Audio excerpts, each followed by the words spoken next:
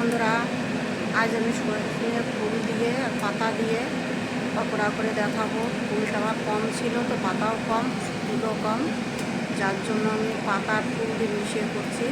দিয়ে দিলাম কিছুটা পেঁয়াজ আর চালের গুঁড়ি, লবণ, হলুদ আর লঙ্কার গুঁড়ো দিয়ে ভালো করে মাখিয়ে নেব। মাখিয়ে এবার এভাবে বড়া তৈরি করে নেব।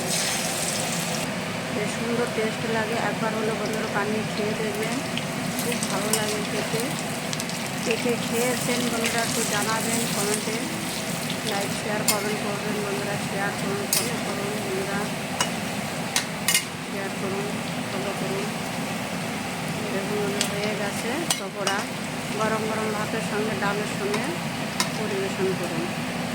হয়ে গেছে, নামিয়ে নেব এবার। নামিয়ে এবার আমি গরম গরম ভাতের সঙ্গে ডালের সঙ্গে পরিবেশন করছি। কেমন হলো ফলো করুন, শেয়ার করুন।